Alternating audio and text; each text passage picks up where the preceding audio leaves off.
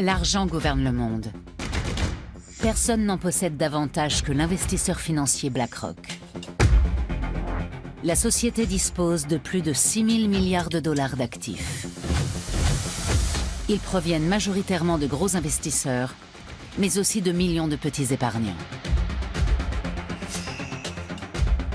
Lorsqu'on brasse autant d'argent, on peut influencer des entreprises, des politiciens et même des États. Avec quelles conséquences pour nous tous?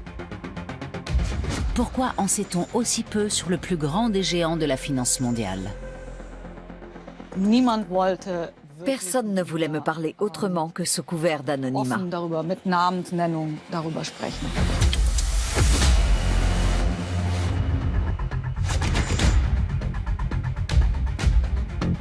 I think BlackRock is an extremely dangerous company.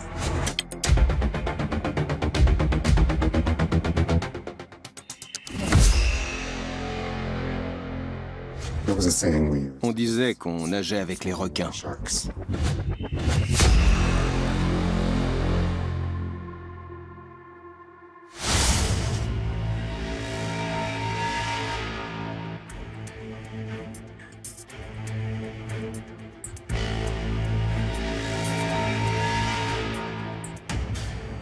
Le siège de BlackRock, le plus grand investisseur financier du monde, se trouve sur la 52e rue à New York, en plein cœur de Manhattan.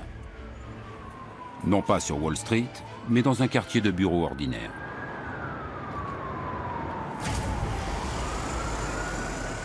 L'édifice est ouvert au public. Le rez-de-chaussée abrite une boutique de design ainsi qu'un café. Un pianiste est là pour créer une ambiance raffinée. Une cascade artificielle et de la verdure forment une oasis de bien-être.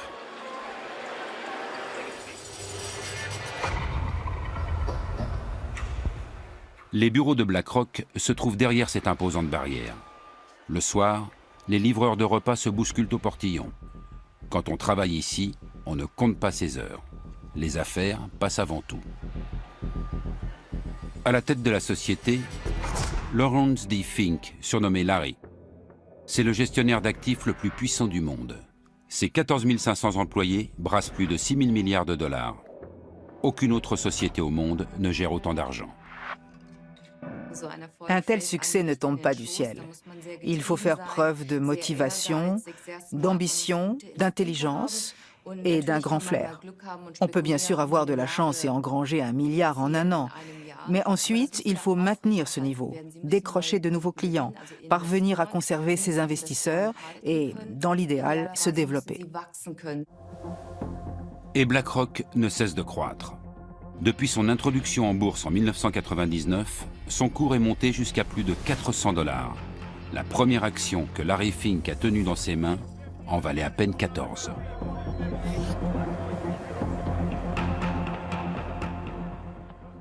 La journaliste boursière Heike Burter a suivi l'ascension de BlackRock depuis le début et a écrit un livre sur le sujet. À ce jour, c'est le seul ouvrage à se pencher sur les opérations financières de la multinationale. BlackRock travaille avec ce que Wall Street appelle OPM, Other People's Money, l'argent des autres. C'est celui que les financiers préfèrent utiliser. BlackRock a même érigé cela en système. Il travaille avec l'argent de fonds de pension, d'assurance et de petits épargnants. Toute personne désireuse d'investir son argent peut s'adresser à BlackRock, qui va l'investir pour elle. Parmi les clients de BlackRock, on trouve de gros investisseurs, comme le fonds souverain norvégien ou le fonds de pension californien CalPERS. Les sommes placées se comptent souvent en milliards. À partir d'une dizaine de millions, BlackRock fournit un conseil personnalisé.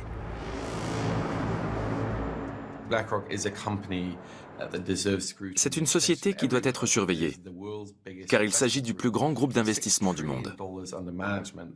Avec 6 000 milliards de dollars d'actifs, elle est plus grosse que la plupart des banques, du moins en termes d'argent brassé. Depuis la crise financière, les groupes comme BlackRock sont les nouveaux rois du marché. Je ne pense pas qu'on puisse dire que BlackRock soit une entreprise connue. Je pense qu'elle est même totalement inconnue en France, à l'exception des milieux financiers. Et même dans les milieux économiques, les gens savent que c'est un investisseur important, qu'il est présent au capital de beaucoup d'entreprises, mais ils ne connaissent pas plus. BlackRock gère également l'argent de petits épargnants. Pour eux, elle propose des fonds plus abordables appelés ETF. Vendus sous la marque iShares, ils constituent près d'un tiers des actifs de l'entreprise. India, China, Brazil, iShares, small caps, large caps, iShares, industrials, low cost. Every dollar counts. iShares. BlackRock vante la grande diversification des risques de ses ETF, ce qui attire les petits épargnants échaudés par la crise. Mais certaines voix s'élèvent pour dire que la multinationale a trop d'argent, qu'elle domine les marchés et pourrait mettre en danger l'ensemble du monde financier si elle se retrouvait en difficulté. Larry Fink réfute cependant ces critiques.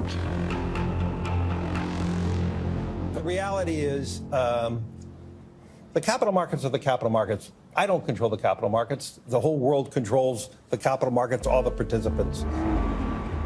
L'influence de Larry Fink sur les marchés est-elle réellement aussi faible qu'il le prétend? Il est permis d'en douter. Au cours de la décennie qui a suivi la crise financière de 2009, BlackRock est devenu le plus gros investisseur du monde, en grande partie grâce aux ETF.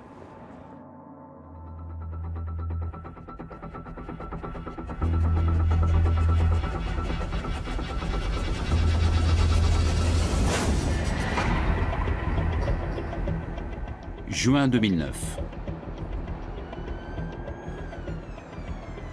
Alors que la crise tient le monde entier en haleine, BlackRock rachète pour 13,5 milliards de dollars la filiale d'investissement de la banque britannique Barclays, ruinée. Une transaction colossale. Du jour au lendemain, BlackRock voit le montant de ses actifs doubler. Mais plus important encore, la société se lance dans la commercialisation d'ETF. Les ETF ont pris de l'ampleur après la crise. On a alors vu se développer la plus longue bulle financière de l'histoire, qui ne cesse de grossir depuis maintenant une dizaine d'années. Et au cours de cette période, les ETF ont littéralement explosé. Et leur croissance se poursuit. Pas une fois ils n'ont été ébranlés. Depuis 2009, des centaines d'ETF inondent les marchés boursiers. BlackRock permet à n'importe qui d'investir même de petites sommes. Bien que la marque iShares évoque un produit Apple, elle appartient à BlackRock. La société gagne de l'argent en facturant la gestion de ses fonds. Ses tarifs sont nettement inférieurs à ceux de ses concurrents, mais avec 2000 milliards de dollars placés dans les ETF, l'affaire reste juteuse.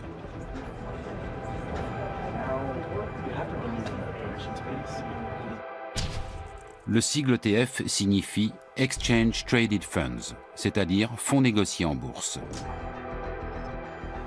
Le principe est simple. On achète non plus des actions individuelles, mais la valeur d'un indice boursier. Prenons un exemple. Si quelqu'un achète un ETF qui réplique les performances du CAC 40, il investit en fait dans les 40 entreprises qui y sont répertoriées. Désormais, la valeur de l'ETF suivra toujours celle de l'indice. Si le CAC 40 grimpe de manière globale, l'ETF augmente aussi. S'il chute, l'ETF baisse également. Ainsi, plus personne ne décide des actions qu'il faudrait acheter. L'ETF suit automatiquement la valeur de la sélection d'investissement qui compose l'ensemble de l'indice. On fait un placement sur tout un marché ou sur un segment de marché. Tous les constructeurs automobiles, toutes les actions européennes ou ce que vous voulez. C'est un peu comme chez un marchand de glace. Il y a des ETF à tous les parfums. Depuis la crise financière, les clients n'ont plus confiance dans leurs banques. Nombre d'entre eux cherchent une solution transparente et rentable pour leur placement, d'autant que les comptes d'épargne ne rapportent pratiquement plus rien. Aux États-Unis, les ETF sont particulièrement à la mode. Actuellement, 2800 milliards de dollars sont placés dans les fonds négociés en bourse.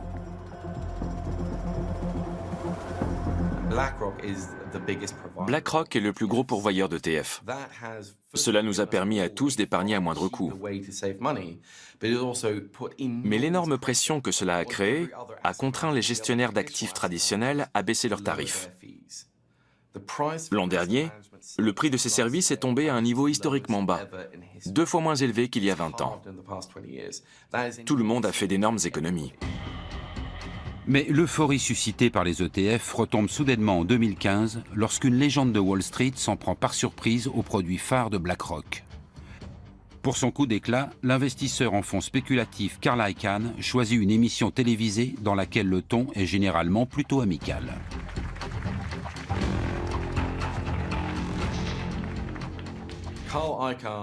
Carl Icahn est l'archétype, comment le dire poliment? C'est l'archétype du type qui est tellement riche qu'il se fout tout simplement de tout. Il peut dire ce qu'il veut.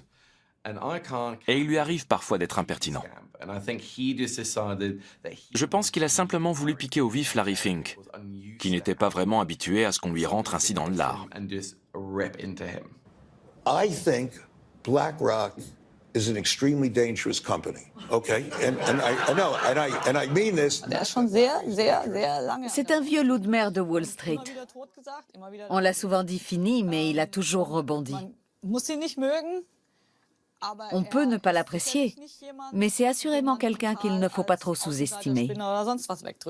You get this party mobile, and everybody in the party in this mobile, and they're all on this party, they're all having a drink. And in the drink, they're all having this drink and having fun. And you know who's pushing that thing? They're pushing it. It's Larry Fink and Janet Yellen.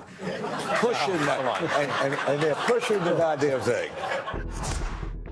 Sur le ton de la plaisanterie, Carl Icahn accuse devant les caméras Larry Fink et Janet Yellen, alors présidente de la Réserve fédérale américaine, de prendre le risque d'une nouvelle crise financière. This party thing is going. Every once in a while, Janet wants to put the brakes on it. And Larry says, nah, let it go. And the people in the party are yelling, no, no, don't touch those brakes. Don't touch, this is fun. And they're moving toward this cliff, see? And the cliff is there. And this thing is going to go over this cliff. And you know what's going to destroy it? They're going to hit a black rock. That's right. That's what I'm saying. Un spécialiste de premier plan qualifie BlackRock de danger pour le monde de la finance. Son attaque va ternir l'image de l'investisseur financier. Y a-t-il vraiment trop d'argent placé dans ces ETF ?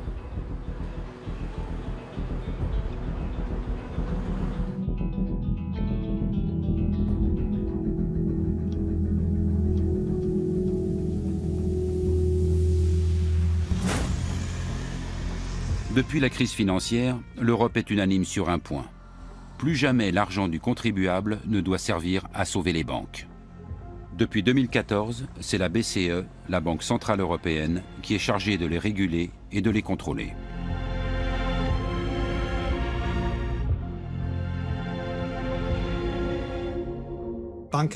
Les banques doivent posséder bien plus de fonds propres.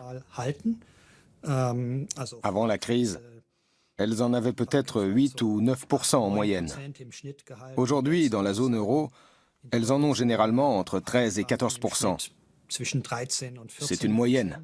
Les chiffres peuvent varier. Le siège allemand de BlackRock se situe non loin de la BCE.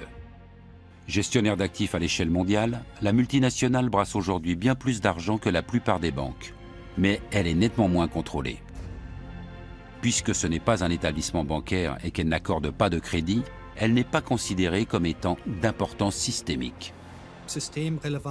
On dit qu'un établissement présente une importance systémique dès lors qu'il est susceptible, en cas de difficulté, de provoquer dans le système financier un choc qui pourrait avoir un effet négatif sur l'économie réelle. Voilà comment je définirais l'importance systémique. BlackRock pourrait-elle être classée dans cette catégorie? Selon une étude du Conseil de stabilité financière, un organisme de surveillance créé par le G20 à la suite de la crise, les activités de BlackRock ont pris des proportions considérables. Si pour une raison quelconque ses clients venaient à vendre en bloc leurs ETF, tous les marchés boursiers pourraient être menacés. Et dans leur sillage, des milliers d'entreprises dont les actions plongeraient.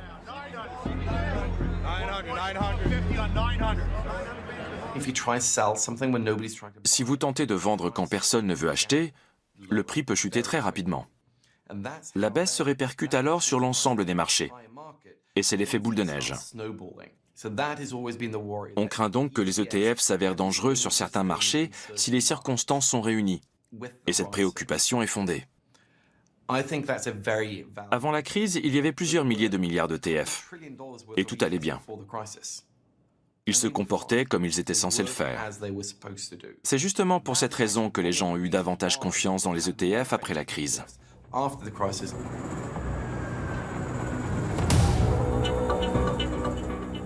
Même si les ETF ont bien résisté à l'époque, certains signaux indiquent qu'ils pourraient un jour en aller autrement. Comme lors du krach éclair de mai 2010, où les cours plongent subitement.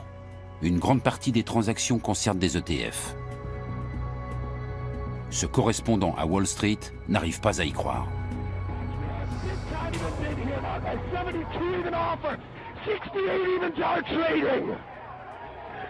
Guys, 70 even bid here now once again. 70 evens trade. 71 even bid here now with the 72 evens are trading. Un camion vous fonce droit dessus. Il accélère. Vous devez alors évaluer s'il parviendra à freiner avant d'arriver sur vous ou s'il va simplement vous écraser. Vous devez prendre une décision. Après quelques minutes, le cauchemar prend fin. Les cours remontent aussi vite qu'ils ont chuté. Aujourd'hui encore, on ne sait pas vraiment ce qui s'est passé ce 6 mai 2010. Mais une chose est sûre, les ETF étaient particulièrement impliqués. Alors que se passerait-il si tout le monde voulait les vendre? Qui sauverait le système?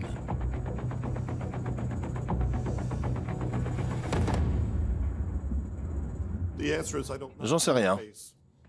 En l'absence d'un régulateur, cela pourrait devenir problématique, car personne ne serait là pour les tirer d'affaire. S'ils étaient adossés à une banque, elle interviendrait sans doute. Mais un établissement non bancaire, lui, n'en aurait pas les moyens. Une simple société de gestion ne dispose pas de suffisamment de fonds propres.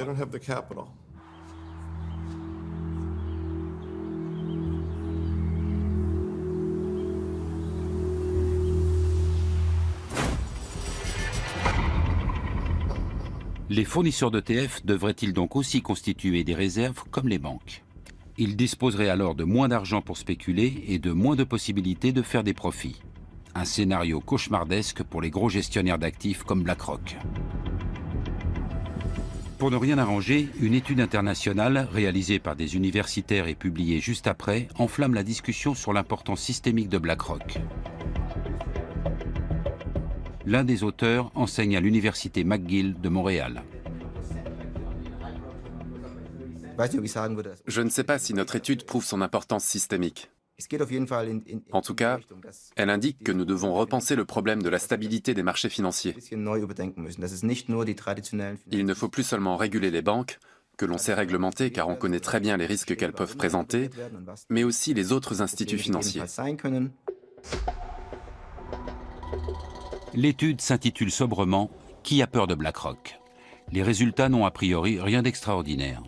Dès que BlackRock investit sur les marchés avec ses ETF, on constate un net retrait des autres investisseurs. Visiblement, la simple présence de la multinationale inquiète les autres gestionnaires financiers. L'explication est explosive. Ils craignent à l'évidence que BlackRock et les autres géants du secteur soient subitement obligés de retirer leurs gigantesques investissements.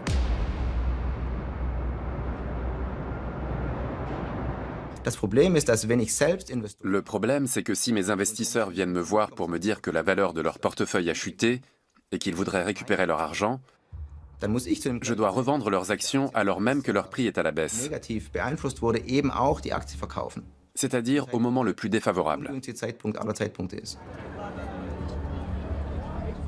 Tout le monde à la bourse craint une telle situation. Le sauve-qui-peut général tant redouté ne se ferait pas attendre. Un tel mouvement de panique pourrait alors s'avérer d'importance systémique. Les cours plongeraient, les investisseurs perdraient des milliards et les sociétés cotées subiraient d'énormes pertes. Le système imploserait. Les géants comme BlackRock emporteraient tout dans leur chute.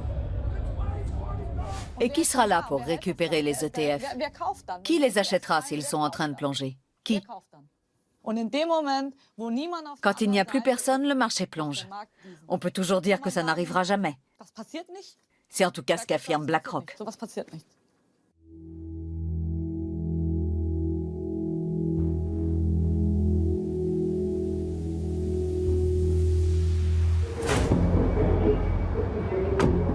nous nous rendons en Californie pour rencontrer un ancien salarié de BlackRock.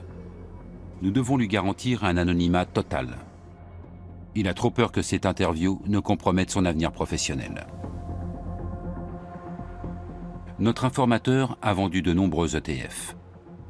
La pression exercée par BlackRock pour conquérir ce marché était énorme. Il cherche peut-être à créer un duopole. Une telle chose serait très mauvaise. Face à BlackRock, ne subsisterait plus alors qu'un seul autre pourvoyeur d'ETF. On n'en est d'ailleurs pas très loin. Avec Vanguard, le numéro 2 du marché, BlackRock se partage déjà les 2/3 du marché américain. En Europe, les iShares représentent près de 50% des ETF. Des millions d'Américains veulent sécuriser leur épargne retraite grâce à des ETF. Ils placent une partie de leurs revenus chez BlackRock qui leur versera plus tard une pension. Le groupe est d'importance systémique, dans la mesure où il gère une part significative de l'épargne retraite de la population américaine. Dans ce tribunal se joue un procès croustillant. BlackRock contre BlackRock, entreprise contre salarié. L'entreprise aurait violé son obligation fiduciaire à l'égard de ses employés. La plainte évoque une véritable cannibalisation.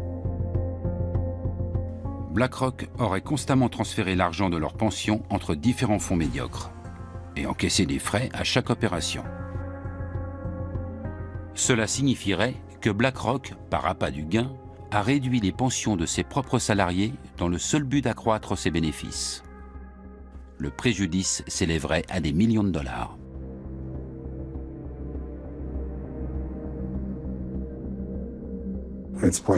Il est probable que BlackRock fera traîner la procédure encore des années et que je ne touche finalement pas un centime.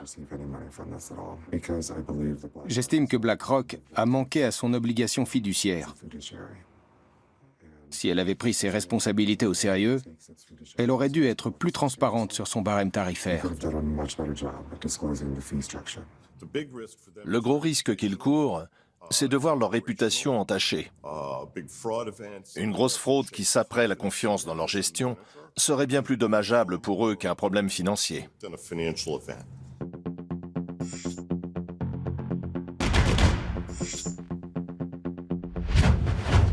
Plus que son argent, BlackRock doit défendre sa réputation. Car si elle perd la confiance de ses clients, ses affaires sont menacées. Le groupe est aujourd'hui le plus gros investisseur sur les marchés mondiaux. Il est donc en mesure de les influencer.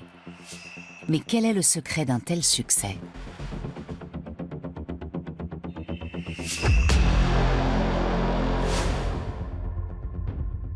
BlackRock est actionnaire de milliers de sociétés. Apple, Microsoft, Facebook, Shell. L'entreprise a placé ses fonds partout.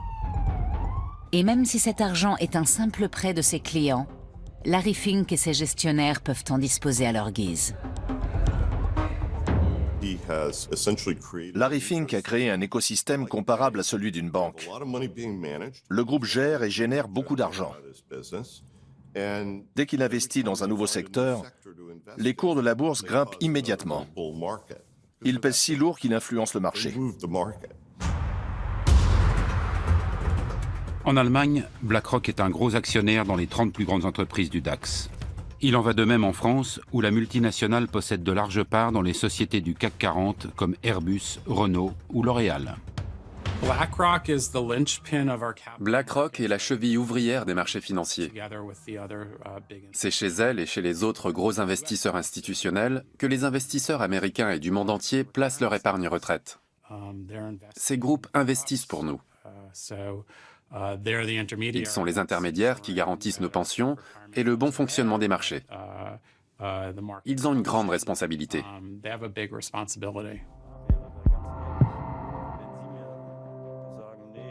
Une responsabilité à l'échelle mondiale. Et pourtant, presque personne ne connaît la société. Durant des semaines, nous tentons d'entrer en contact direct avec elle. Après de nombreux appels et mails, notre demande d'interview est définitivement refusée.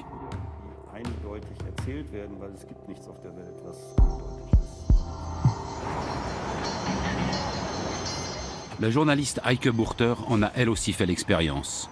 Depuis bientôt 20 ans, elle écrit sur Wall Street pour diverses rédactions. Mais au cours de ses recherches pour son livre sur BlackRock, elle s'est heurtée à un énorme mur de silence. Oui, en effet. Et quelque chose m'a surprise. Même parmi les gens extérieurs à BlackRock, ceux qui y avaient travaillé autrefois, qui espéraient y entrer un jour ou qui collaboraient simplement avec la société, personne ne voulait me parler autrement que sous couvert d'anonymat.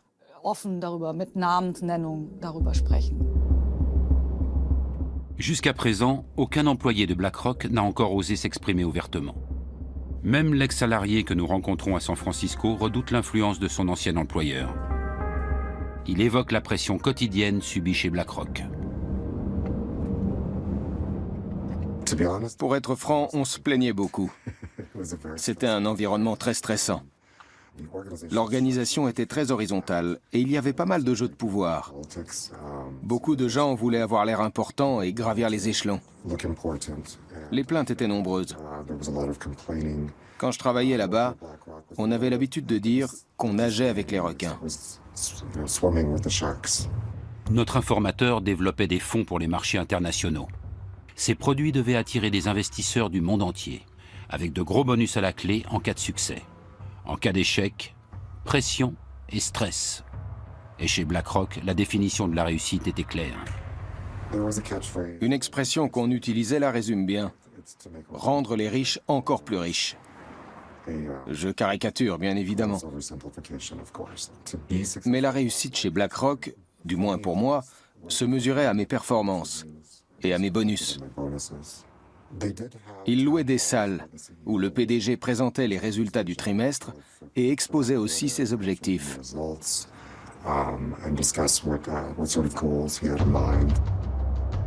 Ce qui se passe à l'intérieur de la société ne fuite presque jamais. Suivant l'adage, discrétion est mère de confiance. Mais qu'est-ce que BlackRock a de plus que les autres ?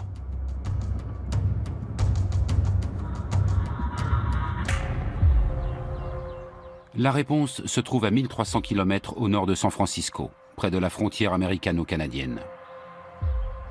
Wenatchee est une petite ville de 30 000 habitants.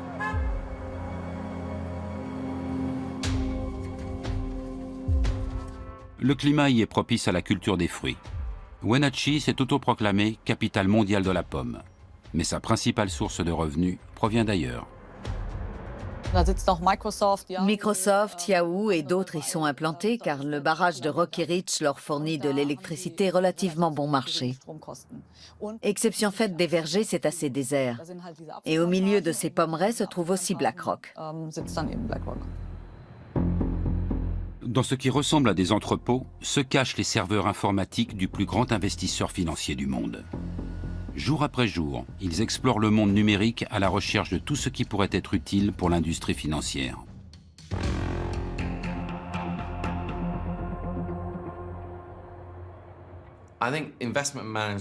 La gestion de placement est grandement tributaire de l'information et elle utilise donc bien plus de données que d'autres secteurs.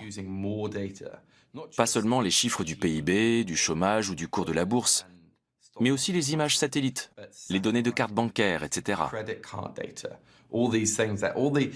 Toutes ces empreintes numériques que nous laissons dans l'économie numérique, les gestionnaires d'actifs s'en emparent et les anonymisent au maximum avant de les utiliser pour réaliser des transactions et surveiller les risques. Et dans ce domaine, Larry Fink a une longueur d'avance. Le moindre mouvement boursier, la déclaration la plus anecdotique d'un ministre, tout est enregistré par les ordinateurs de BlackRock. La popularité des actions sur les réseaux sociaux sert également à évaluer la valeur des placements. Et tout cela sans intervention humaine. BlackRock a développé son propre programme d'analyse surnommé Aladdin. Une intelligence artificielle qui prend de nombreuses décisions toute seule.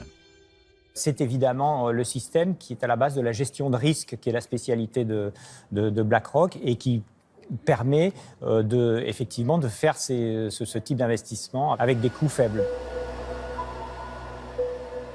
Dans le conte, le garçon des rues, Aladdin, avec un seul dé, s'enrichit avec l'aide d'un génie. Chez BlackRock, c'est le système informatique Aladdin avec 2 dés qui enrichit l'entreprise. Le programme réalise chaque semaine 200 millions de calculs afin de conseiller ou déconseiller certains placements. Prenons un exemple. BlackRock veut savoir si cela vaut la peine d'accorder des prêts immobiliers dans une région donnée.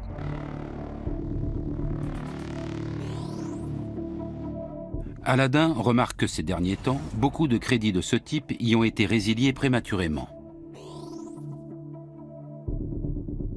Dans la masse des données, il découvre une constante. La région compte une proportion importante de cadres d'une grande société informatique.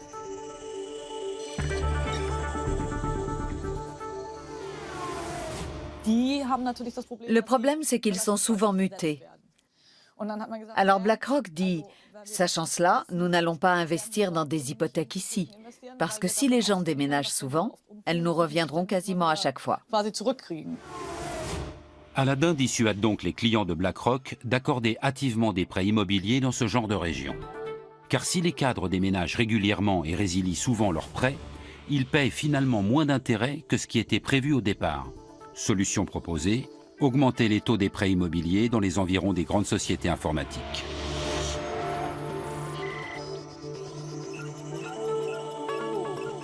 Mais Aladdin rapporte encore plus d'argent à BlackRock dans bien d'autres secteurs. Quelles sont les entreprises à suivre? Lesquelles sont surévaluées ou présentent des risques? Quels sont les projets des politiques? Où émergera la prochaine crise? Aladdin en sait davantage que n'importe qui. Et pour faire appel à ses pouvoirs magiques, il suffit d'y mettre le prix.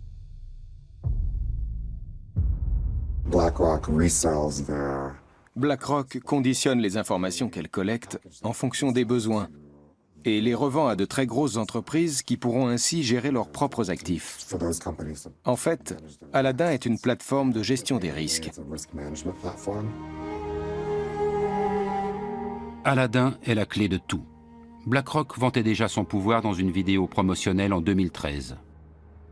La banque de données y est ouvertement présentée comme un outil presque omniscient. I'm smarter than any algorithm. More powerful than any processor. Because I am Aladdin. Because I am Aladdin. A new kind of intelligence. For a new world of investing. Aujourd'hui, Aladdin brasse pas moins de 18 000 milliards de dollars. Vous m'avez bien entendu. C'est presque autant que le PIB des États-Unis. Les Américains travaillent une année entière pour réunir cette somme qui, quotidiennement, au moment où nous parlons, passe par Aladdin. 18 000 fois 1 milliard de dollars. Un montant astronomique à 12 zéros. Mais que se passerait-il en cas de bug ou de piratage?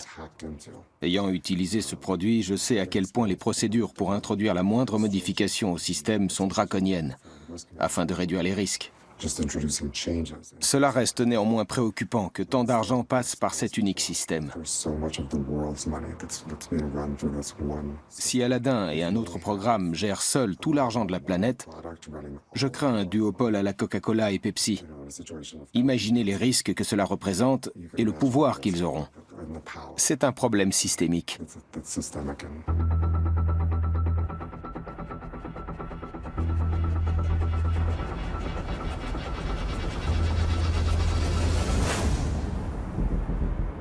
À la fin des années 1970, il n'y a pas de meilleur endroit que Wall Street pour gagner de l'argent rapidement. Pour devenir célèbre, on va à Hollywood. Pour faire fortune, direction la bourse. Le jeune Lawrence D. Fink, alors âgé de 23 ans, n'a aucune velléité d'acteur. Sa maîtrise en administration des affaires immobilières en poche, il quitte Los Angeles pour se rendre à New York. Larry Fink était banquier d'investissement. Il a commencé chez First Boston. C'était un enfant prodige, un véritable crack. Les traders d'alors travaillent dans d'immenses salles de marché et réalisent des gains incroyables. L'actuel PDG de BlackRock aurait joué pas moins d'1 milliard de dollars en bourse avec son service. Mais soudainement, le conte de fées prend fin.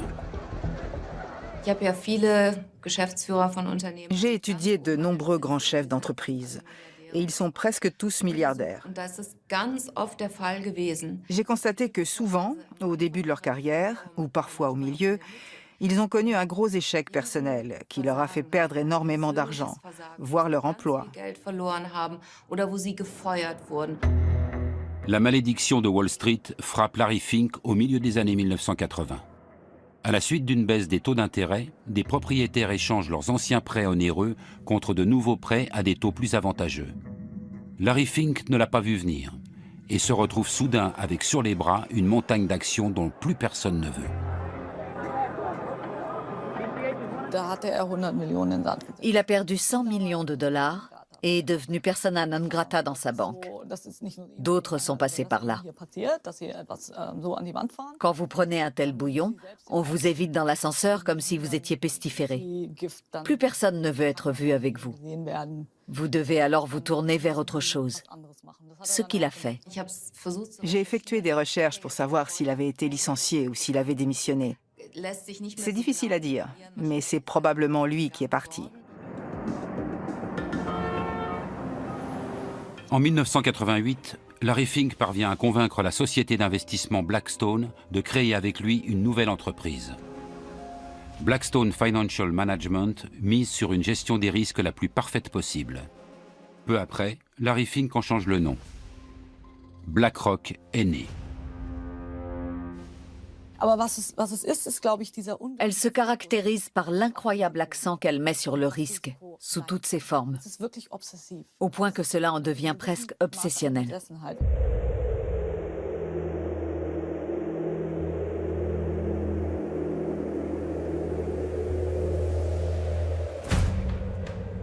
Davos, sismographe des risques et des opportunités de l'économie mondiale.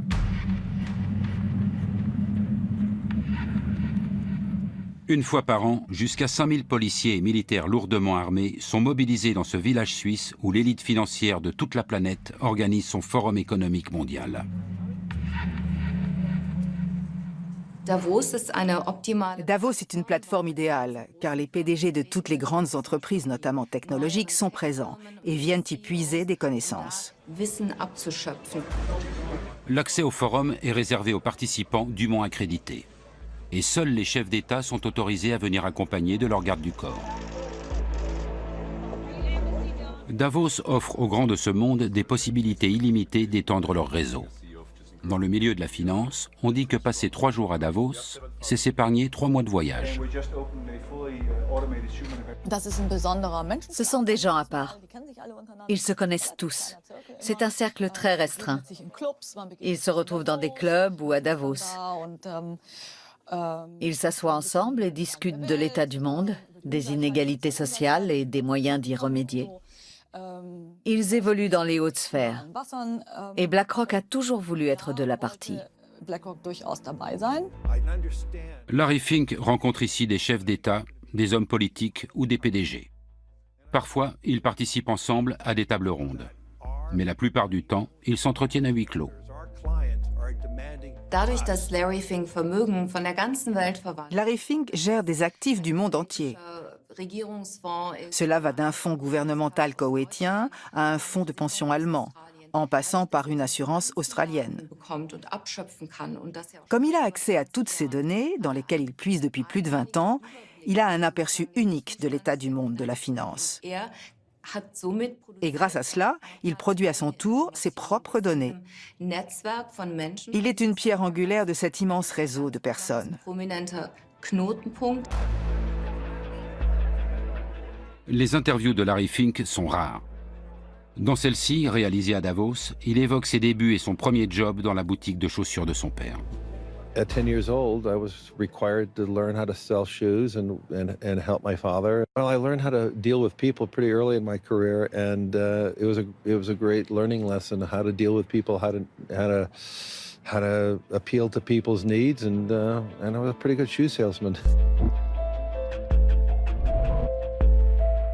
Il s'agit là d'une des rares anecdotes personnelles connues au sujet de Larry Fink. Elle vise à donner l'image d'un homme d'affaires consciencieux et à réduire le fossé qui sépare depuis longtemps l'homme de pouvoir des petits investisseurs.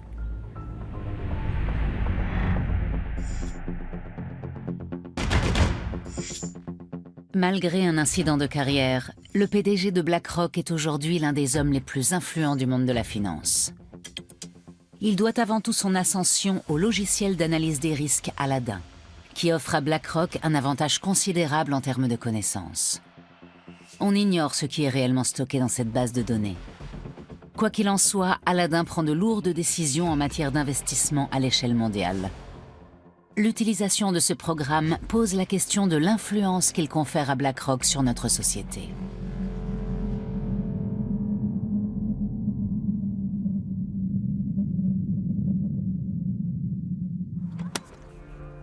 La fondation allemande Ethicon se préoccupe de la responsabilité sociale des entreprises. Ces dernières années, ses militants se sont intéressés à plusieurs reprises à BlackRock. Ils ont notamment passé au crible les déclarations publiques de Larry Fink. Our asset owners, our clients are demanding us to focus on things like ESG, to focus on societal needs. They are now looking for examples in which they can invest. And so I do believe the power of the community. I do believe the power of society is forcing the companies to navigate. spricht davon, dass Unternehmen Il dit que les entreprises ou les grands groupes devraient s'inquiéter pour leur image, car les jeunes les scrutent de plus en plus sur les réseaux sociaux. Larry Fink publie régulièrement des lettres adressées aux dirigeants des entreprises dans lesquelles BlackRock a investi. Il s'y montre attaché à leurs responsabilités sociales. La société exige que les entreprises, à la fois publiques et privées, se mettent au service du bien commun. Pour prospérer sur le long terme, toute entreprise doit non seulement produire des résultats financiers, mais également montrer comment elle apporte une contribution positive à la société. C'est le discours à la mode actuellement. Mais pour moi, il ne s'agit que de blabla idéologique. Il se présente comme un visionnaire et un philanthrope, alors qu'il sait pertinemment ce que font ces entreprises, notamment Rheinmetall. Rheinmetall est l'un des plus gros fabricants d'équipements militaires d'Europe. Basé à Düsseldorf, le groupe vend des armes dans le monde entier. La fondation Ethicon a donc décerné à la société et à ses investisseurs un prix négatif, le Black Planet Award. En tant qu'actionnaire important, Larry Fink est nommément cité. Par l'intermédiaire de BlackRock, il investit dans de gros groupes, en particulier ceux dont les marges bénéficiaires sont les plus attrayantes. Même s'il sait très bien que ces entreprises s'enrichissent grâce à d'épouvantables guerres civiles, comme celle qui déchire en ce moment le Yémen. Il investit également dans des entreprises qui gagnent de l'argent en détruisant la nature.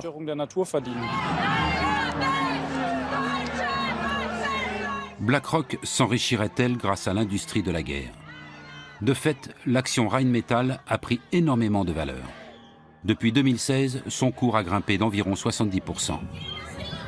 BlackRock investit aussi dans d'autres groupes d'armement. Est-ce en adéquation avec les lettres de Larry Fink dans lesquelles il appelle à plus de justice et de responsabilité vis-à-vis de l'environnement?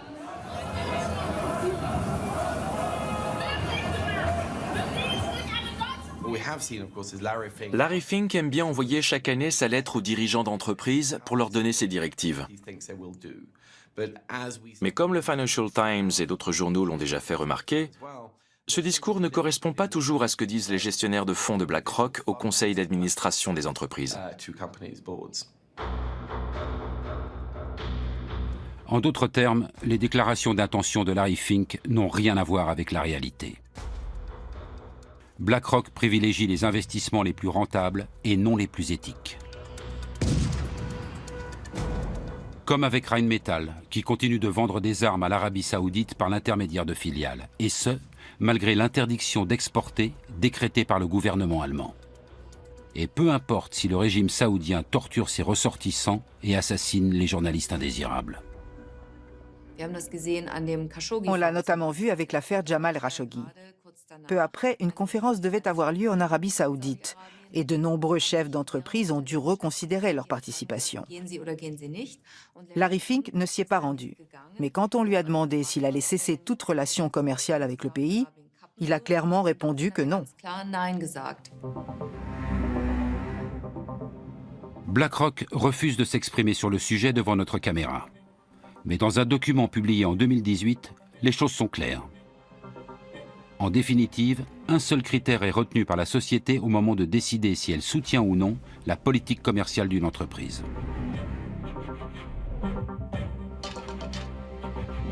Nous voterons contre la direction si l'entreprise ne réagit pas ou ne semble pas agir dans l'intérêt à long terme des actionnaires. BlackRock reconnaît donc indirectement faire pression sur les entreprises lorsque les affaires ne vont pas comme prévu. Dans ce même document, la société indique également qu'elle souhaite promouvoir des critères ESG, c'est-à-dire environnementaux, sociaux et de gouvernance. Mais elle ajoute: les critères ESG sont souvent mal compris et on croit qu'ils impliquent de tenir compte des valeurs sociales et politiques dans le processus d'investissement. Il n'en est rien.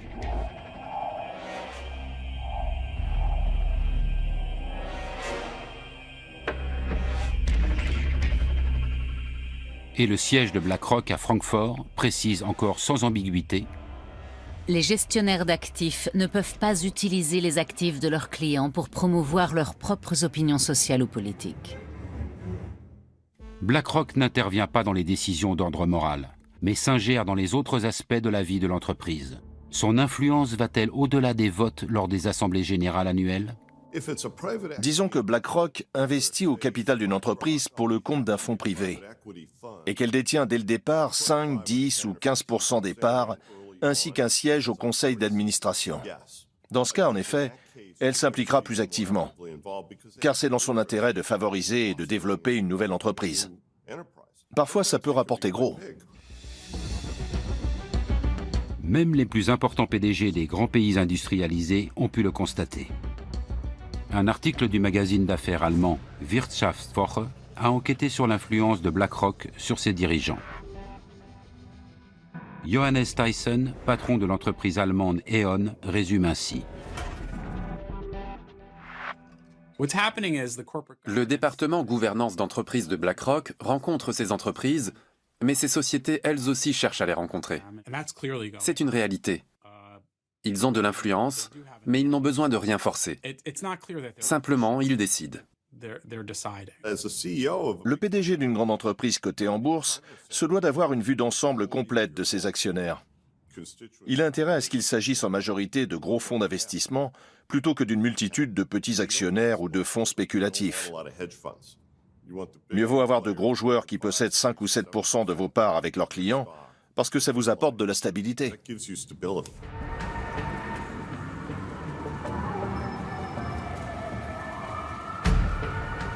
La puissance de BlackRock peut-elle être mise au service d'une noble cause?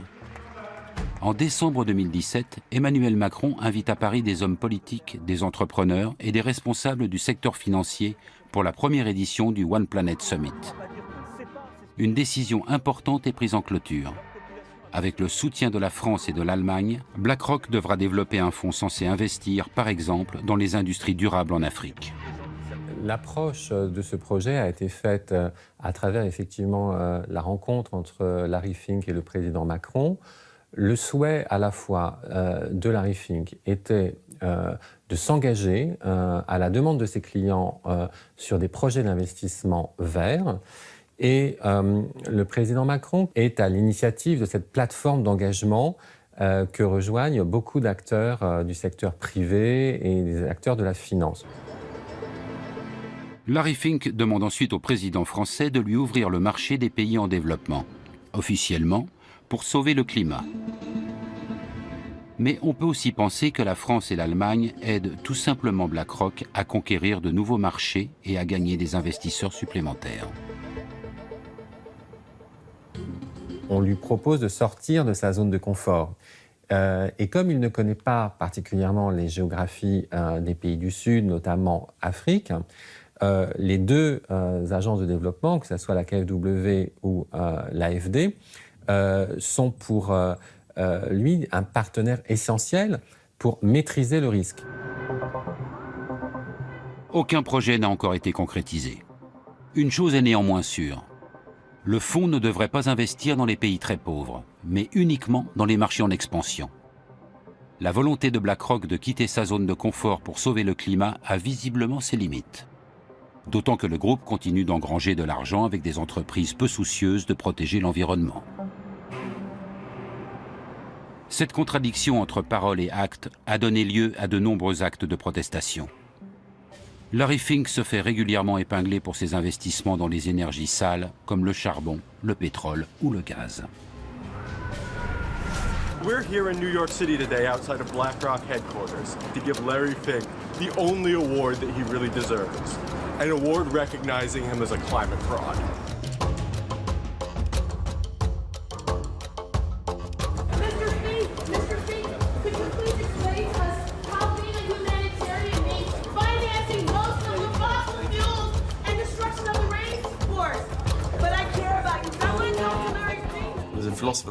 Un philosophe a dit que du bois courbe dont est fait l'homme, rien de droit n'a jamais été taillé. Et BlackRock reste une entreprise, malgré ce que peut en dire Larry Fink.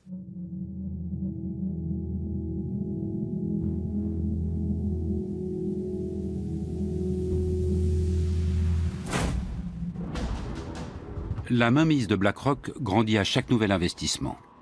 Le groupe vote déjà aux assemblées générales de 17 000 grandes sociétés du monde entier et influence donc leur stratégie.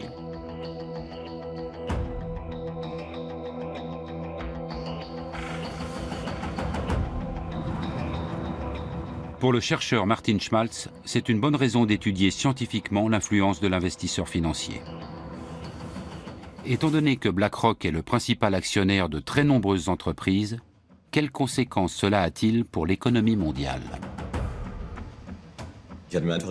J'imaginais que Bill Gates était l'actionnaire majoritaire de Microsoft, de même que Steve Jobs ou Tim Cook chez Apple, ou encore Mark Zuckerberg chez Facebook, comme la presse peut le laisser entendre. Mais il s'avère qu'il n'en est rien. J'ignorais totalement que dans ces sociétés, les plus gros actionnaires sont non pas les fondateurs, mais Vanguard, BlackRock ou d'autres investisseurs de ce type.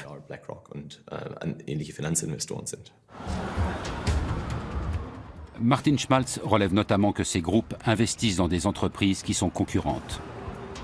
Les experts parlent alors de propriété commune. Par exemple, BlackRock possède des actions à la fois chez Adidas et chez Puma. Avec quelles conséquences sur la concurrence ? La propriété commune, c'est le fait que les gros actionnaires possèdent des parts dans pratiquement toutes les entreprises du monde. On craint que cela réduise la concurrence. Et en effet, les sociétés grossissent, elles diminuent en nombre et elles dominent certains secteurs. Mais on ignore si cela est dû aux investisseurs institutionnels. Afin d'en savoir plus, Martin Schmaltz et ses collègues ont analysé le marché du transport aérien américain. Il s'avère que les prix des billets des grosses compagnies ont parfois augmenté jusqu'à 11% sous l'influence de la propriété commune.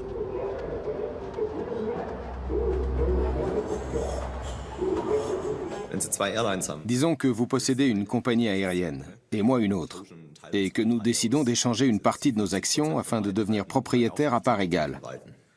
Nous avons alors beaucoup de propriétés communes. Les chiffres montrent que lors de telles transactions, généralement moins extrêmes que dans cet exemple, les prix du marché augmentent, en l'occurrence ceux des billets.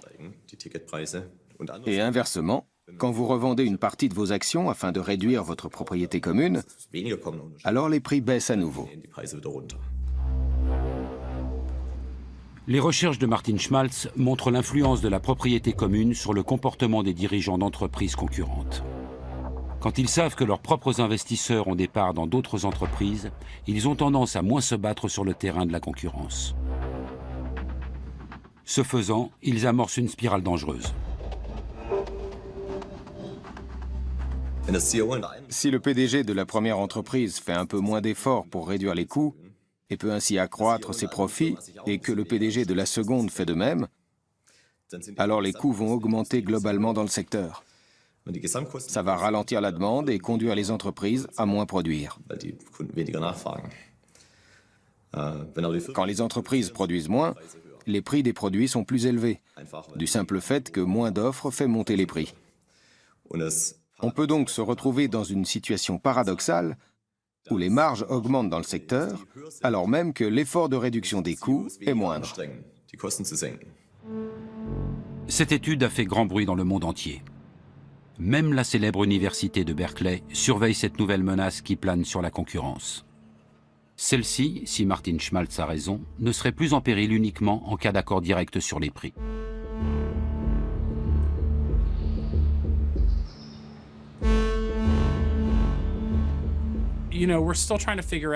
Nous essayons encore de vérifier si tout cela est cohérent, ne serait-ce que dans cette branche.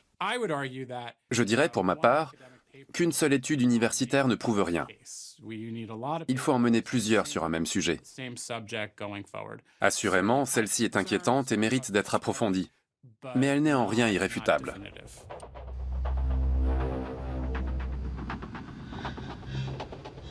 Martin Schmaltz a également étudié le secteur bancaire américain. Là encore, plus la propriété commune est importante, plus les frais de compte sont élevés et plus les intérêts perçus par les clients sont faibles.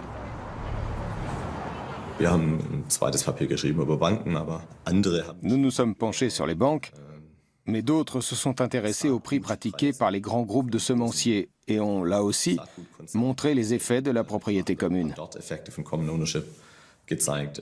Une demi-douzaine d'études indiquent que la propriété commune influence la faculté d'innovation des entreprises.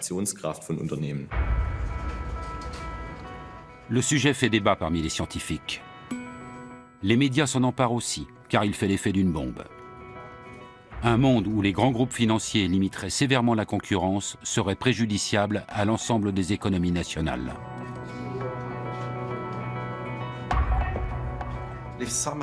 Si la concurrence disparaît, nous allons nous retrouver dans le pire des cas avec un capitalisme de copinage, ce qui n'est pas sain. Nous en sommes encore bien loin, mais certaines hypothèses avancées par Martin Schmaltz et d'autres sont fascinantes. Ce qu'elles soulèvent doit nous pousser à la vigilance et à la réflexion, car BlackRock et d'autres grands pourvoyeurs d'ETF continuent de grossir. Si Martin Schmaltz a raison, l'économie de marché pourrait en être bouleversée. Les concurrents ne se battraient plus pour gagner la faveur des clients, mais seulement celle de leurs investisseurs. L'intéressé est souvent invité pour présenter les résultats de l'étude. Ici, devant l'Office fédéral des ententes, l'autorité allemande de la concurrence abonne. Cette question que Martin Schmaltz a soulevée au sujet de la propriété commune a déjà trouvé son application ici.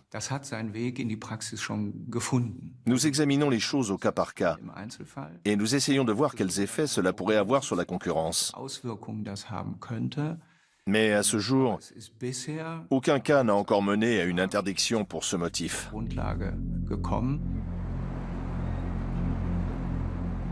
BlackRock et les autres investisseurs financiers ne tiennent pas à ce que le contrôle des achats d'actions soit renforcé. Rien d'étonnant à cela. D'après les spécialistes, les 3 plus gros fonds d'investissement seraient actionnaires majoritaires dans 90% des 500 plus grandes entreprises américaines. La propriété commune est donc la règle et non l'exception.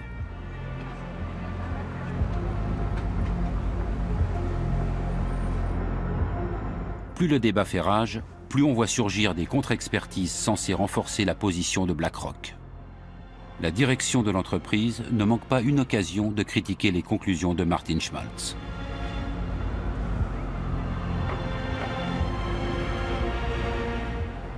Afin d'examiner les dangers potentiels de la propriété commune pour l'économie, la Commission fédérale du commerce a organisé une audition à New York en novembre 2018. Les allégations de l'économiste allemand menacent les intérêts de BlackRock.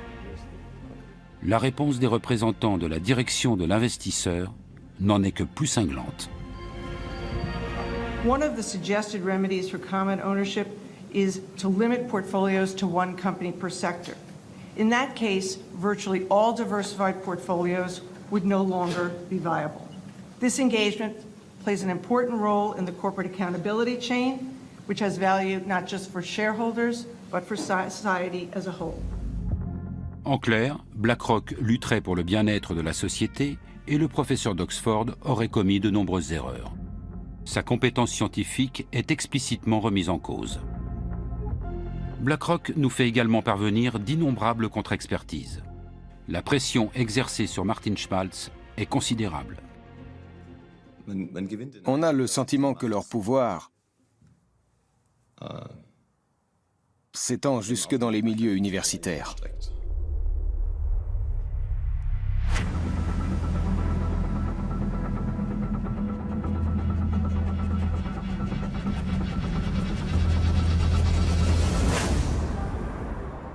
Dans le quartier de Wall Street, personne ne doute de l'impact significatif de BlackRock sur les marchés. Mais comment l'entreprise est-elle devenue si puissante en si peu de temps?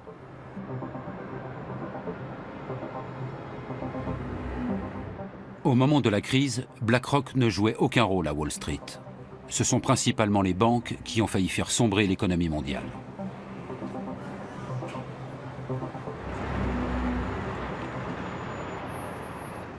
En septembre 2008, la banque d'investissement américaine Lehman Brothers fait faillite, ébranlant dans son sillage le système financier mondial. L'une des tâches les plus urgentes consiste alors à déterminer la gravité réelle de la situation pour les divers instituts bancaires. Sur quels titres toxiques ont-ils spéculé? Quelle est l'ampleur des dégâts? Qui peut répondre à ces questions? Et surtout, à qui peut-on encore se fier?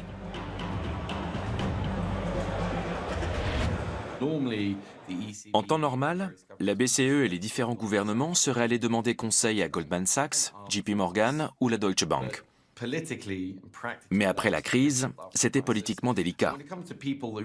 Alors quand vous cherchez quelqu'un qui connaît vraiment bien les marchés, vous vous tournez vers les investisseurs, les gestionnaires de fonds qui passent leur journée à réfléchir au marché et à leur bon fonctionnement.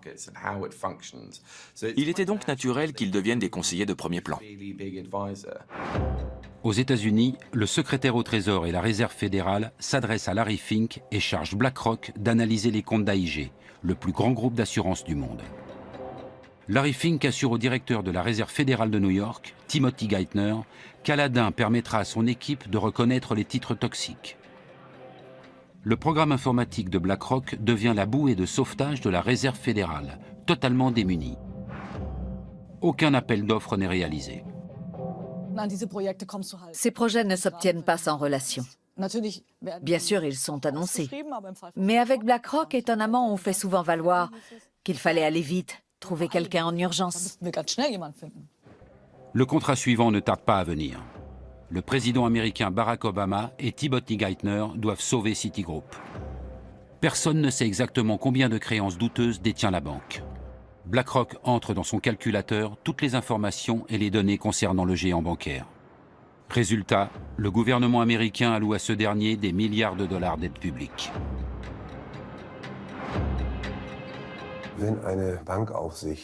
Si l'autorité de contrôle du secteur bancaire ne peut pas définir elle-même les critères de robustesse d'une banque, elle capitule.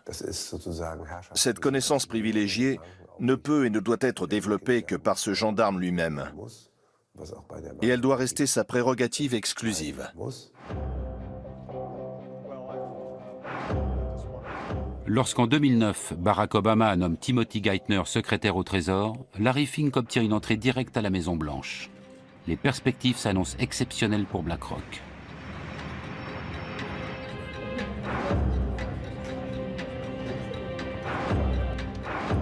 À mesure que ses liens avec la Réserve fédérale et le secrétaire au Trésor se renforcent, de nouveaux domaines d'activité s'ouvrent pour BlackRock, désormais chargé de tester la résistance des banques américaines.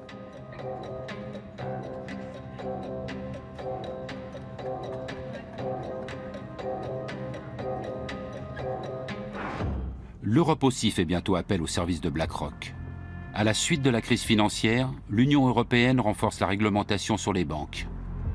En 2014, la BCE est chargée du contrôle bancaire européen.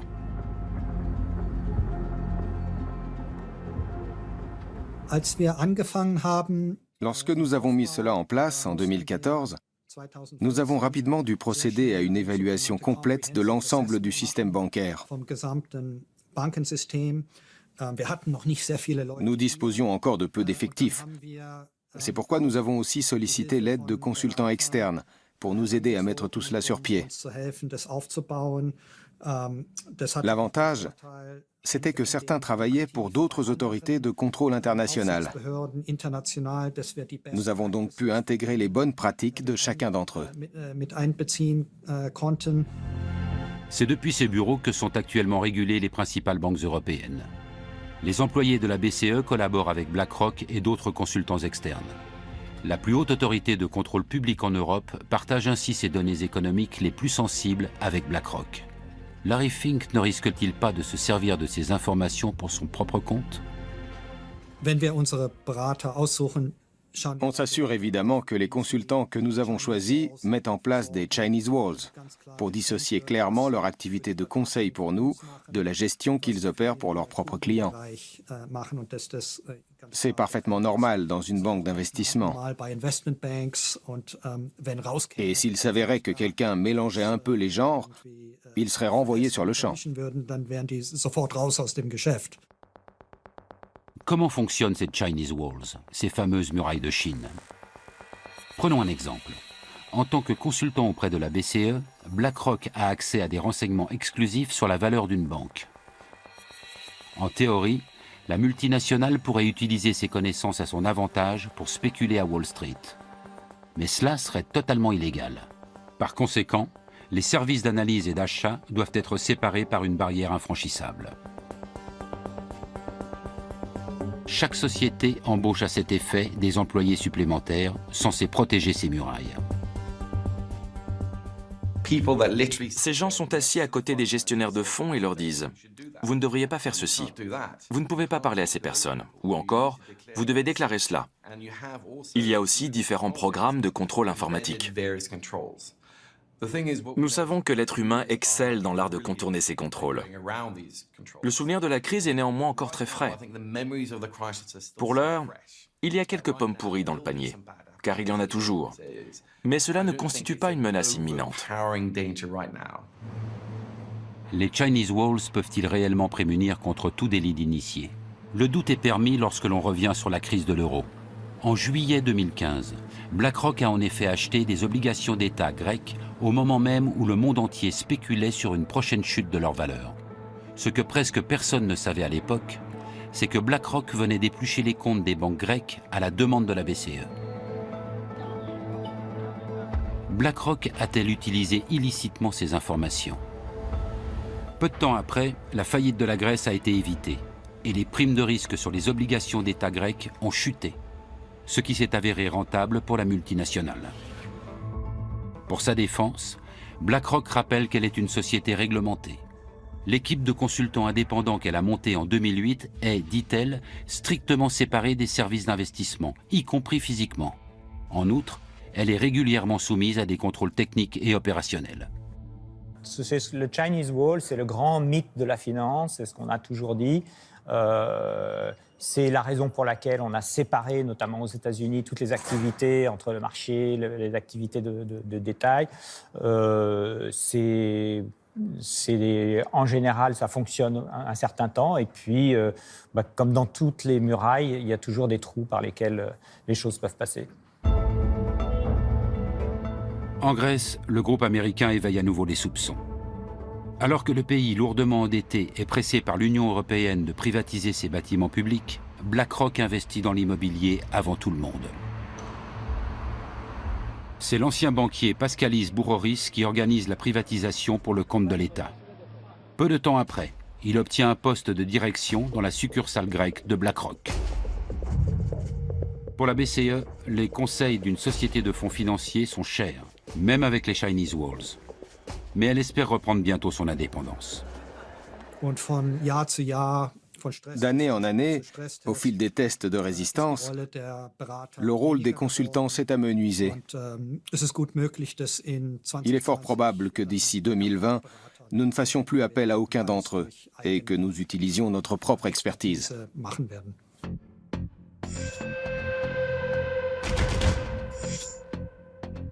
Non seulement BlackRock est le premier investisseur financier du monde, mais la société conseille également les gouvernements et les banques centrales.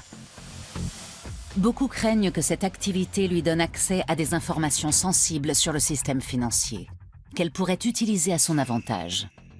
Mais même si BlackRock ne tire aucun parti de ses connaissances d'initié, une question se pose. À quel point est-elle liée au monde politique ?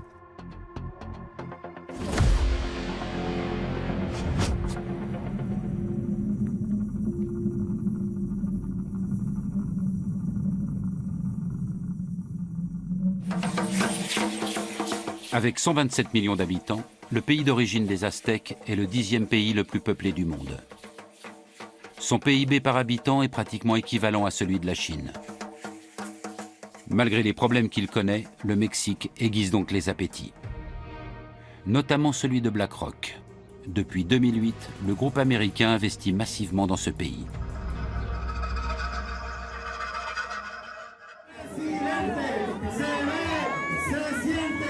À l'approche des élections présidentielles de 2018, la multinationale a des raisons de s'inquiéter lorsqu'un nouveau candidat se présente.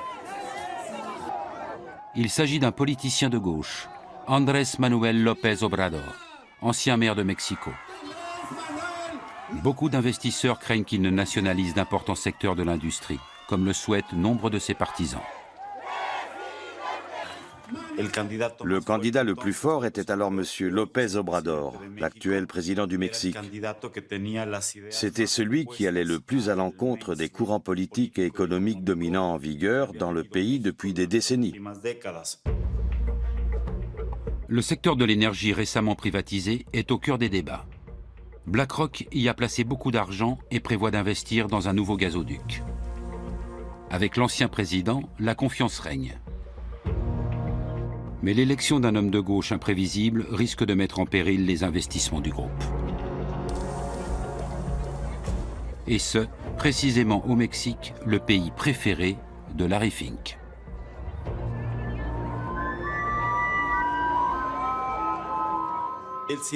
Il a toujours eu une relation privilégiée avec le Mexique. Il a souvent répété qu'il aimait ce pays. Et une chose est sûre, BlackRock a investi plus de 60 milliards de dollars dans divers fonds au Mexique.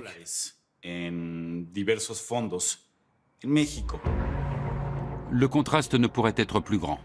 Alors que BlackRock brasse des milliers de milliards de dollars à travers le monde, le modeste siège du parti de López Obrador se situe dans un quartier populaire de Mexico. C'est de ce bâtiment que le politicien mène sa campagne. Son quartier général n'a d'ailleurs pas bougé depuis. Pour parler aux candidats ou à ses hommes de confiance, il faut normalement passer par ce hall d'accueil.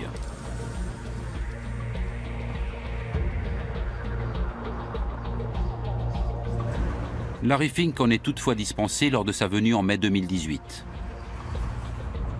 Avec d'autres gestionnaires financiers, il a le privilège de rencontrer le politicien de gauche dans un hôtel de luxe. Le contenu de leur discussion reste confidentiel.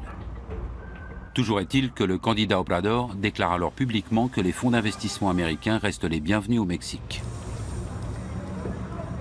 Je crois que cette rencontre a été, et j'insiste sur ce point, une marque de confiance. Ça allait bien au-delà d'une simple démonstration de bonne volonté. Peu de temps après, López Obrador est élu à la tête du pays. Le peuple attend de lui qu'il combatte la corruption et la criminalité en pleine explosion. Mais beaucoup veulent aussi renationaliser des secteurs de l'économie privatisés dans lesquels BlackRock a placé des milliards. Cependant, après sa victoire électorale, le nouveau président n'en parle plus et il n'en reparlera sans doute plus jamais. Car aucun dirigeant mexicain ne peut se passer de l'argent de gros investisseurs étrangers comme BlackRock.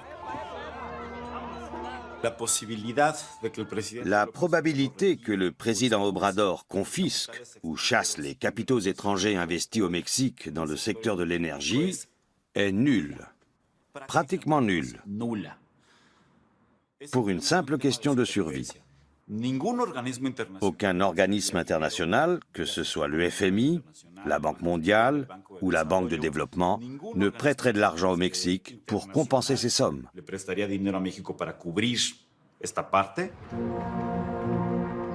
BlackRock s'est fermement établi dans le secteur énergétique mexicain il y a une dizaine d'années. Mais ce n'est que récemment que la journaliste Claudia Ocarranza a regardé de plus près le contrat signé à l'époque. Avec peu de moyens, elle enquête sur les lobbies pour le compte de l'organisation non gouvernementale PODER.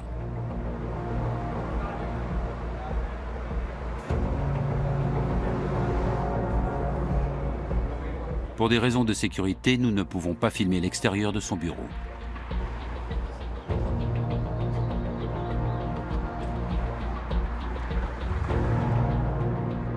Au cours de ses investigations, la journaliste a découvert un réseau de relations entre les milieux politiques et économiques au sein de l'élite dirigeante du Mexique. Un nom revenait sans cesse, celui de BlackRock. Depuis 2011, des personnalités importantes du pays entretiennent des relations étroites avec le groupe financier. Pour commencer, BlackRock a engagé le fils de Carlos Slim. Le premier entrepreneur du Mexique, à l'époque l'homme le plus riche du monde, était en très bons termes avec la multinationale. Peu après, BlackRock a engagé Gerardo Rodríguez Regordosa. Alors secrétaire d'État aux finances, il s'était prononcé en faveur de la privatisation des entreprises publiques, ce qui allait dans le sens de son futur employeur, BlackRock. En 2015, Larry Fink a rencontré le président de l'époque, Enrique Peña Nieto, au sujet de la compagnie pétrolière publique Pemex. Pues no sabemos exactamente qué fue lo que pasó ahí, pero on ne sait pas exactement ce qui s'y est dit, mais il existe un mémorandum d'entente entre BlackRock et Pemex. Pemex, ¿no? Entonces, no es como tan il n'est donc pas difficile de comprendre à quoi a servi cette réunion. O de entender para qué era esa reunión. Y entonces Pemex, qui était une entreprise publique, est devenue une entreprise semi-publique.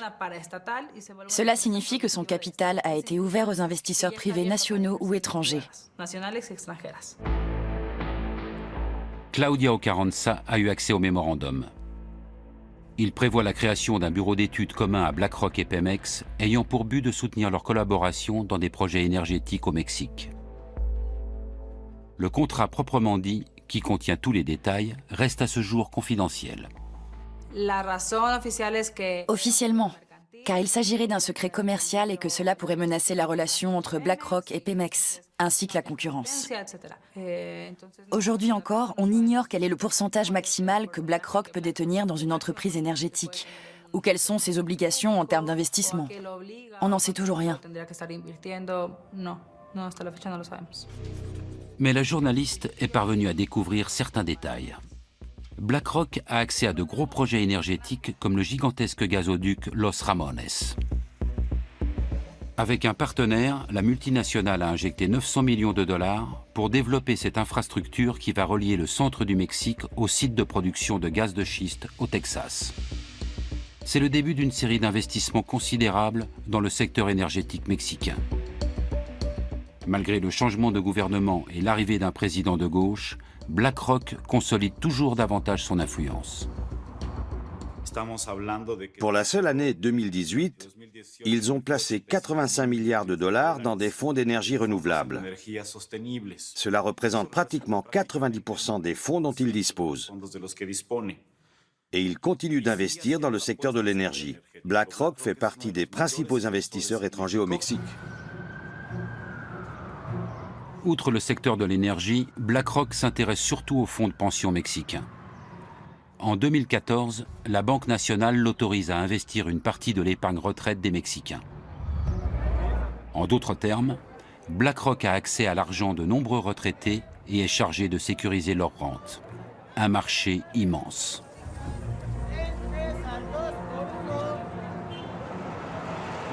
L'autorisation émane de la Commission nationale du système d'épargne pour la retraite, la CONSAR. Et ce, bien qu'un gestionnaire de BlackRock soit alors poursuivi pour délit d'initié. Même si les charges retenues contre lui ont été par la suite abandonnées, Claudia Ocarranza est convaincue que légalement, aucun contrat n'aurait dû être signé avec une entreprise contre laquelle des poursuites étaient engagées. Et ce n'est pas tout. Dans quoi BlackRock investit-elle mon argent? Pourquoi la CONSAR n'oblige-t-elle pas ses gestionnaires de fonds à révéler ces informations? La journaliste ne cesse de découvrir de nouveaux liens. C'est Isaac Portnoy qui aurait signé le contrat lucratif pour BlackRock. Auparavant, il travaillait justement pour la CONSAR, chargé de valider l'accord. Après quelques années chez BlackRock, Portnoy est ensuite allé chez Pemex, la société avec laquelle BlackRock a investi des milliards dans le secteur mexicain de l'énergie. La boucle est bouclée.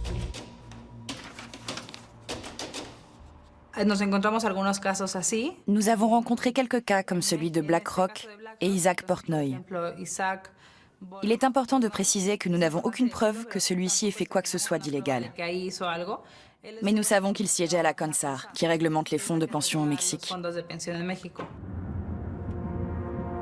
Un cas classique de pantouflage. Des personnalités importantes issues d'institutions publiques ou politiques se retrouvent chez BlackRock. Et inversement, en fonction des besoins.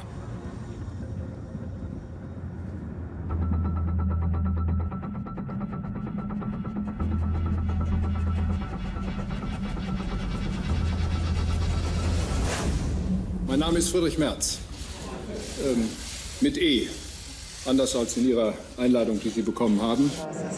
Lorsque la chancelière allemande Angela Merkel annonce en 2018 vouloir quitter la présidence de la CDU, un ancien haut responsable politique pose sa candidature pour lui succéder. Friedrich Merz, ancien président de groupe de la CDU au Bundestag, est entre-temps devenu président du conseil de surveillance chez BlackRock. Si les gens passent de BlackRock à la politique, je trouve ça moins problématique qu'ils se fassent payer ou autre. Ils pensent comme leur ancien employeur ou donneur d'ordre. Ils restent prisonniers de ce mode de pensée. Ils appréhendent le monde avec les yeux d'un employé de BlackRock. Au-delà de la question de la réglementation, c'est dérangeant qu'un dirigeant allemand puisse mettre toutes ses relations politiques à disposition d'une entreprise aussi puissante. Et que de surcroît, il revendique le droit de protéger les activités de gestion d'actifs de BlackRock, prétendument dans l'intérêt des citoyens. Mais personne n'est dupe. De même qu'il n'est pas crédible en connaisseur du monde économique. Il n'a jamais occupé de fonction de management. Dans la course à la présidence de la CDU, Friedrich Merz soutient également une mesure d'aide fiscale aux fonds de pension privés. Mais il omet de préciser que son ancien employeur en tirerait avantage. Wir haben eine viel zu geringe Ausstattung der betrieblichen und der privaten Altersversorgung mit kapitalgedeckten Systemen. Le fait de s'offrir les services de M. Merz, qui a le bras long dans la politique allemande, et dont on espère qu'il pourra protéger nos intérêts, est éloquent. Le problème, ce n'est pas seulement BlackRock, c'est l'ascendant du capital financier international sur la démocratie nationale.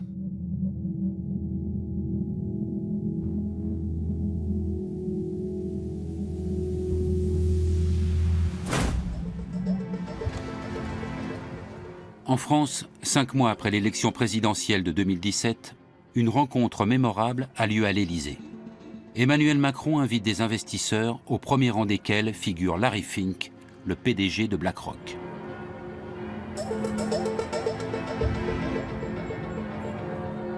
Le président français souhaite attirer les grands gestionnaires de fonds du monde dans l'Hexagone. Voilà pourquoi il avait déjà rencontré Larry Fink à plusieurs reprises, peu après sa prise de fonction.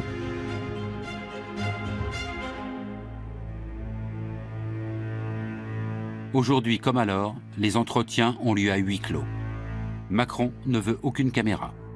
Après, je pense qu'il est intimement convaincu, et je pense qu'il a raison de l'être, du fait qu'il faut être proche de ces gens-là, en tout cas en matière de business, pour parvenir à les faire s'installer sur le territoire français ou simplement y faire des investissements. Parce que ce qu'ils cherchent à attirer aussi, c'est l'argent, c'est les fonds. Emmanuel Macron veut favoriser les privatisations en France. À cet effet, le président de la République a créé une commission dont l'un des membres n'est autre que le patron de BlackRock France, Jean-François Cirelli. Cet ancien conseiller du président Chirac a aussi fait de Gaz de France l'une des plus grandes compagnies énergétiques du monde. Et tout comme Friedrich Merz en Allemagne, il ne cesse de réclamer un recours accru aux fonds spéculatifs pour l'assurance vieillesse.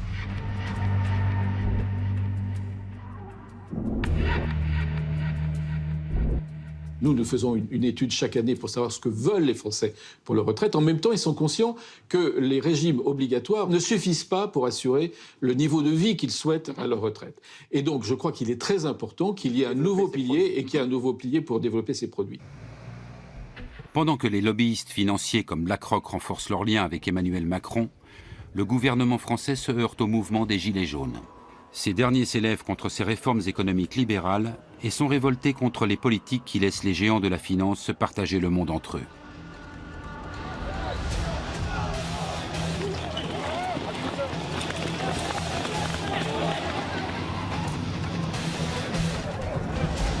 Du tout, donc ce sont des gens qui sont en protestation par rapport au système. Alors, est-ce que cette protestation par rapport au système, elle est due à la financiarisation et à BlackRock et à tous ses amis de la finance? C'est un peu rapide. Ce qui est vrai, c'est que le système de la finance lui-même a été générateur d'un niveau d'inégalité assez important et que la protestation de ces gens-là, elle est aussi contre les inégalités.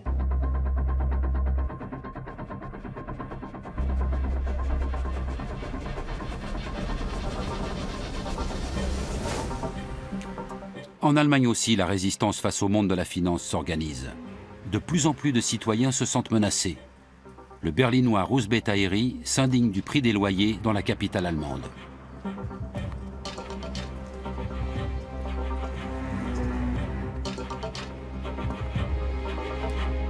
Il est particulièrement révolté par l'influence des investisseurs financiers au sein de l'entreprise immobilière Deutsche Wohnen. Car pour un logement rénové situé dans une zone résidentielle comparable, elle augmente parfois les loyers 2 fois plus que ne le ferait la ville. Beaucoup pensent que l'actionnaire principal, BlackRock, n'y est pas étranger. Difficile de croire qu'une entreprise milliardaire comme BlackRock, ou plus exactement multimilliardaire, délaisse un tel investissement. Ils font ce qu'ils veulent.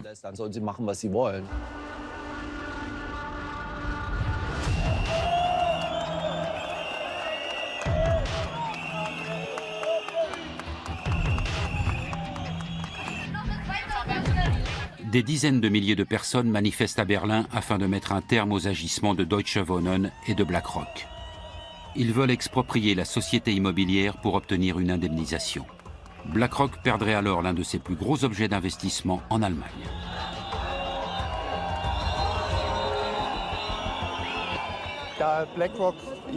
BlackRock possède aussi des actions de Deutsche Wohnen. Elle doit détenir près de 10% des parts. Ils préfèrent préserver leurs dividendes plutôt que d'entretenir les logements. Ils sont aussi chez Vonovia et dans toutes les grandes entreprises. BlackRock a tout intérêt à ce que les loyers augmentent. Russ Betaeri a déjà récolté 70 000 signatures en faveur de l'expropriation. La colère contre les spéculateurs et les augmentations éhontées des loyers est si grande que le monde politique est bien obligé de prendre son initiative au sérieux.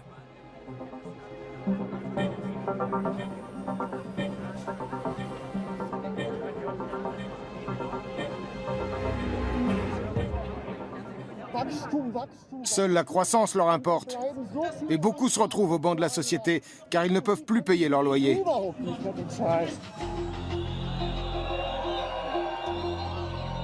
La pression de la rue a déjà fait bouger les choses.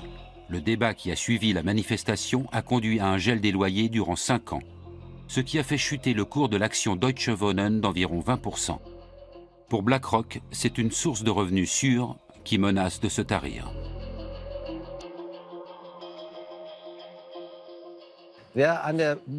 Quand on spécule en bourse, qui plus est sur le sort des locataires, on peut aussi perdre.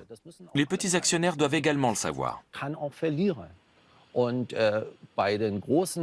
Je n'ai absolument aucun état d'âme à porter préjudice à de gros investisseurs institutionnels comme BlackRock.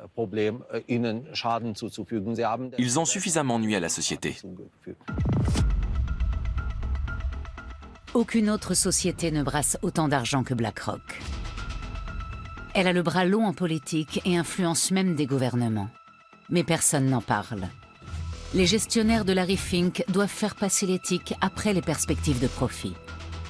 Plus le pouvoir des investisseurs grandit, plus la question se pose. Faut-il avoir peur de BlackRock ? La taille de la multinationale pourrait-elle provoquer une crise financière mondiale? Et surtout, peut-on encore arrêter BlackRock?